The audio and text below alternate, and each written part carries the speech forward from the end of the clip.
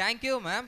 Optimism is the faith that leads to achievement. Everything can be attained with hope and positivity. One such optimistic person with full of hopes and confidence is our respected director, Dr. R. Balasubramanian sir, past Assistant Governor, Rotary District, Tirunelveli. Now I invite Dr. R. Balasubramanian sir to offer his felicitation. Respected correspondent and also my beloved sister, the star of the Stars family, that is today's chief guest, Mr. Ravi, and my dear friend and also brother, Mr. Devasigamani, and respected principal of this famous institution, and my dear HODs of all these departments, teachers, and also the students of this institution. Good evening to you all. I heard the lengthy annual report of our principal.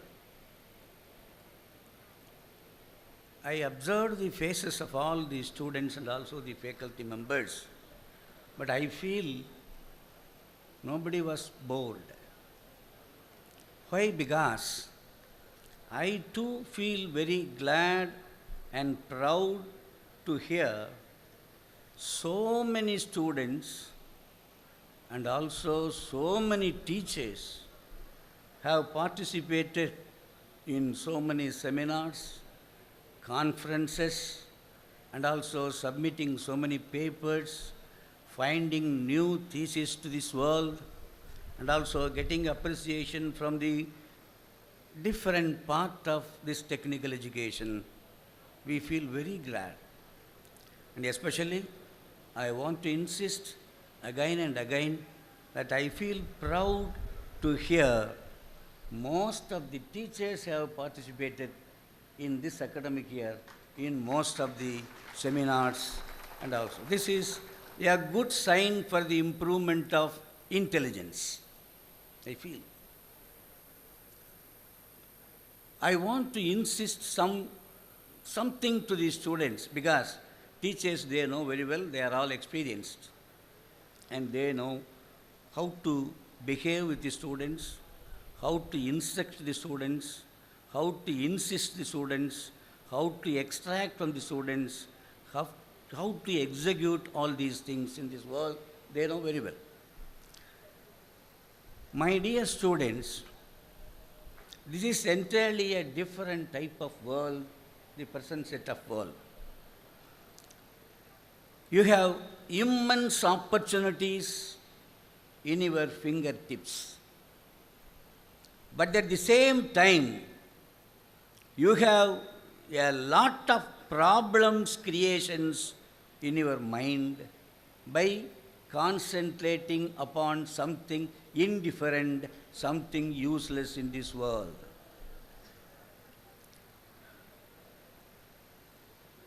When I feel the students' integrity and also the intellectuality, some of the students, they are shining in one or two areas in their particular subject or different subjects to become the very famous man in the world. That shows that each and every individual student has got some talent in himself or herself. And what is that inherent talent? It is to be tapped by the teachers. That is the duty of the teachers, who have to identify the intellectuality inside the students and to integrate it to come outside. But with all these things, the students are shining at this present world. But one thing I feel very unhappy. In one side, they are lacking, I feel. We see the newspapers and also the magazines, the very intelligent students, it is very rare to get selection in the IITs in India. No, NITs in India. And All India Medical Council colleges in India. These are all the very famous institutions rated by the whole world. Even after joining in these institutions, our students, because of their lacking in their mind, that is their self-confidence, they even lose their life for simple things. That is very sad. Why means you must have 4 C's in your mind always. What are all the 4 C's means? You must have your courageousness. Because of courageousness, you can have the self-confidence in yourself. Because of having these 2, you concentrate upon a particular point, just like a sun pointing the rays on a particular part of the paper, it can burn the paper. In such a way, the students having courage, confidence, and concentration, you can fire anything to become great in this world. With all these things, for these 3 things, the one is the most important one is the communication. Communication is very important. Whatever the knowledge you have got in your mind, the knowledge is to be imparted or inculcated or introduced before the audience in such a way that they can hear and they can understand, and also they can associate with these ideas which is delivered by you to the mass. That is more important. So, courage, confidence, concentration, and also the communication. These all 4 C's you must always have in your mind. Now, I come to my mother tongue to give an example for you. Communication என்று வரும் பொழுது எனக்கு அறிஞர் அண்ணா அவர்கள் கூறிய கூற்று ஒன்று நினைவுக்கு வருகிறது. அண்ணா அவர்கள் முத்தமிழும் முக்கனியும் ஒன்று என்றார். முத்தமிழ் உங்களுக்கு தெரியும் என்று நினைக்கிறேன். இயல், இசை, நாடகம். முக்கனியும் உங்களுக்கு தெரியும் என்று நினைக்கின்றேன். மா, பலா, வாழை. இந்த 3 கனிகளையும் 3 தமிழையும் ஒன்றாக இணைத்து எளிய கருத்துக்களை வெளியிட்டவர் அறிஞர் அண்ணா. ஆங்கிலத்திலும் தமிழிலும் அழகு நடையோடு பேசி எல்லோரையும் கவரக்கூடிய ஆற்றல் பெற்ற ஒரு அரும்பெரும் தமிழன் என்பது உங்களுக்கு தெரியும். அந்த மா எப்படி இருக்கும்?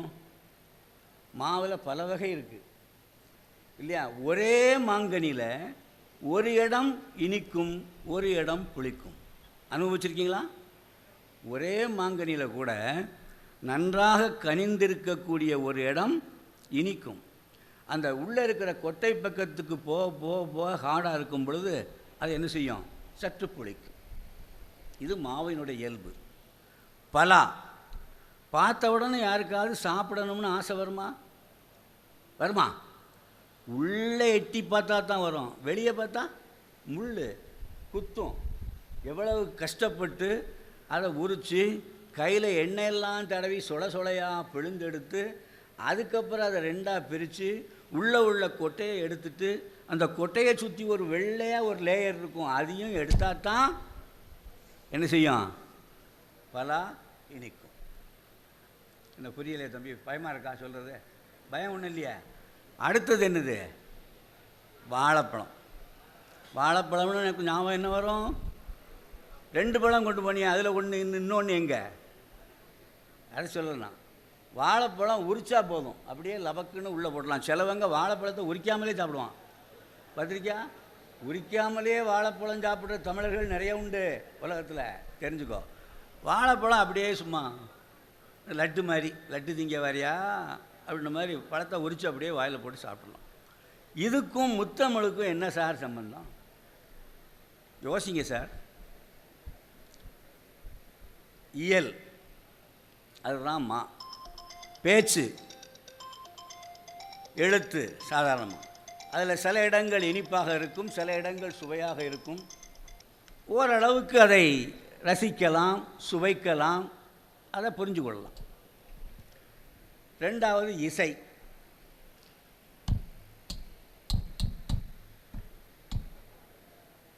என்ன அவர் உட்காந்துருக்கார், தலையாட்டார், ஒரு பாடகர் பாடுவார்னு நினைக்கிறேன். இசையை எல்லோரும் ரசிக்க முடியுமோ? எல்லோரும் ரசிக்க முடியாது. கொஞ்சம் இசை நுணுக்கம் தெரிஞ்சிருக்கணும். தலையாட்டலாம், காலாட்டலாம், கையாட்டலாம், அதெல்லாம் செய்யலாம் நம்ம ஈஸியாக. ஆனால் அதை ரசிக்க வேண்டுமென்னா கொஞ்சம் என்ன இருக்கணும்? ஞானம் இருக்கணும். ஒரு பாட்டு சொல்லாங்களா, ஞானம், அந்த மாதிரி ஞானம் இருக்கணும். அப்போ தான் என்ன செய்ய முடியும்? அதை ரசிக்க முடியும். மூன்றாவதாக என்னது? வாழை. வாழைங்கிறது என்னது? நாடகவியல்.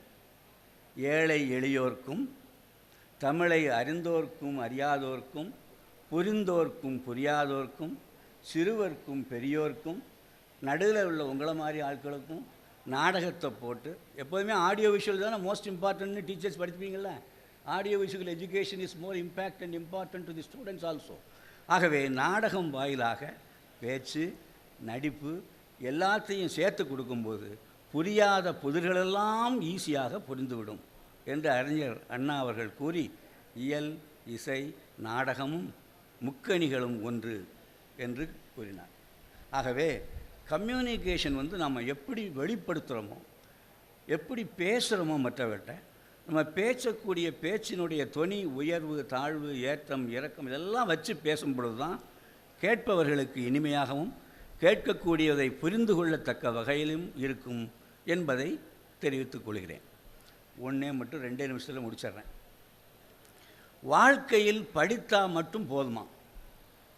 எனக்கு ஒரு சின்ன கேள்வி, சந்தேகம். எனக்கு படித்தவனுங்கள்லாம் பெரிய ஆட்களாக இருக்காங்களா? பட்டங்கள் பல வாங்கி, சட்டங்கள் பல பயின்று, திட்டங்கள் பல போட்டு எட்டி பிடிப்போம் என்று ஓட்டம் எடுத்தவர்கள் எல்லாமே பெரிய ஆட்களாக இருக்காங்களான்னா எனக்கு கொஞ்சம் சந்தேகம் இருக்குது. நீ என்னை தப்பாக எடுத்துக்கிட்டாலும் பரவாயில்ல. I feel a little doubt in that. ஒரு சின்ன உதாரணத்தை சொல்கிறேன். காமராஜர் என்ற ஒரு பெரிய அறிஞர் என்று சொல்லுவேன் நான், அரசியல்வாதி மட்டுமல்ல. கேள்விப்பட்டிருப்பீங்களா? காமராஜரை பற்றி கேள்விப்பட்டிருக்கீங்களா? அவர் கடைசி காலத்தில் விருதுநகர் என்ற ஒரு தொகுதியில் ஒரு மாணவனை எதிர்த்து நின்று தோற்றுவிட்டார் அரசியலில். உடனே பேட்டி எடுக்கவங்கெல்லாம் போய் நின்று, ஐயா நீங்கள் எவ்வளோ பெரிய ஆள், கல்வி கண் திறந்த காமராஜர், ஏழை எளிய மக்களுக்கெல்லாம் கல்வியை வாரி வழங்கிய வள்ளல், அருமையான ஒரு கடைசியில் போகும்போது கூட பையில் பைசாவே கிடையாதாம் யாருக்கு? காமராஜருக்கு. அப்படி ஒரு வாழ்க்கை, அப்பழுக்கற்ற வாழ்க்கை வாழக்கூடியவர், உங்களுக்கு இப்படி ஒரு தோல்வி வந்துட்டுதேன்னு சொன்னாராம். அப்போ ஒன்றை சொன்னாராம் அவர், தோல்வியை நான் பெரிதாக எண்ணவில்லை, இது ஒரு முழு வெற்றி எனக்கு அப்படின்னாராம். என்னையா இப்படி சொல்கிறீங்கன்னாராம். ஒரு மாணவன் என்னை எதிர்த்து போட்டியிட்டு அந்த மாணவன் முன் நான் தோற்றிருக்கிறேன் என்றால், இந்த இந்திய திருநாட்டில் இன்றும் ஜனநாயகம் நேர்மையாக, வாய்மையாக, வலிமையாக, உண்மையாக, உரமாக இளைஞர்களின் உள்ளங்களில் இருக்கிறது என்பதை நான் எண்ணி பெருமைப்படுகிறேன் என்று சொன்னார். இதுக்கு தான் என்ன பேருன்னு கேட்டால் மாத்தியோசி அனு தமிழில் சொல்லுவாங்க தெரியுமா? மாத்தியோசி. So anything and everything you think differently, that is more important. Think different, do better, get a congratulation from all other people. ஆகவே மாணவர்களே, சிந்தியுங்கள், செயல்படுங்கள், மாற்றி சிந்தியுங்கள், மாற்றி செயல்படுங்கள். எல்லோரும் போகக்கூடிய வழியிலே நாமளும் சுகமாக போக வேண்டும் என்று எண்ணாதீர்கள். கரடு முரடான பாதைகளை கடந்து சென்றால்தான் மனிதன் வாழ்க்கையின் லட்சியத்தை அடைய முடியும். லட்சியத்தை அடைவதற்கு தோல்விகள் பல கண்டால்தான் அது லட்சியமாகவும் இன்பப் பயணமாகவும் இருக்கும். ஆகவே தோல்விகளை கண்டு துவண்டு விடாதீர்கள், தோல்விகளை வரவேற்று கொள்ளுங்கள். அந்த தோல்விகளில் மீது நடந்து சென்று வெற்றி படிக்கட்டை நாட்டுங்கள். நீங்கள் உயர்வீர்கள், வாழ்வீர்கள், வளர்வீர்கள். எல்லாம் வல்ல இறைவன் உங்களுக்கு எல்லா அருளும் புரிவான் என்று கூறி வாய்ப்புக்கு நன்றி கூறி அமைகின்றேன். நன்றி.